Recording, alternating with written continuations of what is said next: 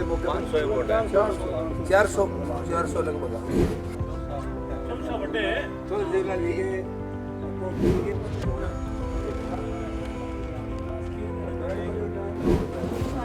ठीक है जी।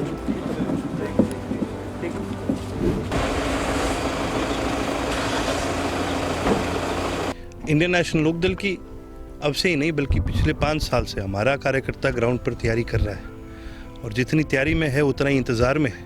और अब तो ये इंतज़ार की घड़ी आपके लिए भी ख़त्म हुई, प्रदेश की जनता के लिए भी ख़त्म हुई और हमारे कार्यकर्ता के लिए भी ख़त्म हुई। पूर्ण रूप से इंडियन नेशनल लोकदल 90 की 90 सीटों पर पूरी तरह से तैयार है। हमारा एक कार्यकर्ता तैयार है। कांग्रेस का एक ऐसा राज था जिस राज के अंदर बेहद बहुत ही ज़्यादा भ्रष्टाचार हुआ। भारत के इतिहास में कोई पार्टी इतनी भ्रष्ट नहीं रही जितनी कांग्रेस थी। हरियाणा के इतिहास में कोई मुख्यमंत्री इतना भ्रष्ट नहीं था जितना भूपेंद्र सिंह हुड्डा था। ये आज सारी दुनिया को पता है। और लोगों ने मन बना लिया था भाई चाहे कुछ हो जाए, भाई अब की बार इनको हराना है। और इनको हराने के चक्कर में ही बीजेपी सत्ता में आई। आज उसी तरह से लोगों का बीजेपी से भी मोह भंग हो चुका है, क्योंकि बीजेपी से बड़ी कोई तानाशाह नहीं है। और लोगों ने फिर एक बार ये फैसला करा है कि भई हम इस कुछ भी हो जाए इस बीजेपी को हराएंगे। आज इन दोनों पार्टियों से पूरे देश की, प्रदेश की जनता का मोह भंग हो चुका है। और पूर्ण रूप से मुझे विश्वास है कि हरियाणा की जनता इंडियन नेशनल लोकदल के साथ जाने का काम करेगी। यदि अच्छे काम किए होते तो घर घर परिवार के एक मेंबर को दौरा ना करना पड़ता। यदि अच्छे काम किए होते तो निरंतर हमने भी जो आपके माध्यम से देखी है क्लिपें जहाँ लोगों ने उनके प्रोग्राम के बीच में उठ के उनको सुनाने का काम करा है। जब आप काम अच्छे करते हो तो लोग आपकी सुनते हैं और जब आप काम गलत करते हो तो लोग आपको सुनाते हैं। अब आप खुद देख लीजिए, लोगों ने उनकी सुनी ज़्यादा है या उनको सुनाई ज़्यादा है। तो आप तैयार हैं रानिया से लड़ने के लिए? देखिए जी, मेरी हमेशा से पूर्ण रूप से हमेशा से हम तैयार हैं, क्योंकि हम कार्यकर्ता हैं पार्टी। लेकिन ये जो फैसले हैं भाई कौन लड़ेगा कौन नहीं, ये कभी भी हमारे से नहीं लिए जाते, ये हमारे पार्टी का कार्यकर्ता लेता है।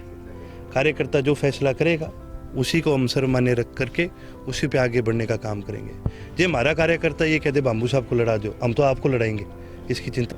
आज रोज एक मुद्दा नहीं है, मुद्दे तो कितने सारे हैं। बेरोजगारी कितना बड़ा मुद्दा है। आज के दिन बेरोजगारी उस सीमा पर आ चुका है, 38% बेरोजगारी है।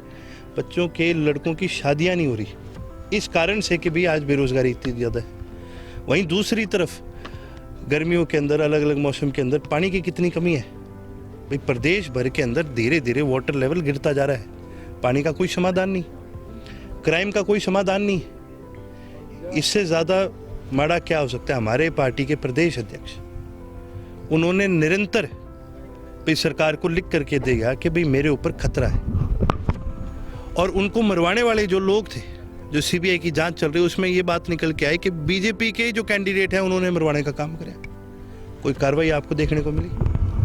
निरंतर हम कितनी बार ऐसा सुनते हैं, कितनी बार आपने देखा होगा पिछले कई दिनों में कोई हलवाई उसकी दुकान के बाहर कोई गोली चला गया, किसी के घर के बाहर कोई गोली चला गया।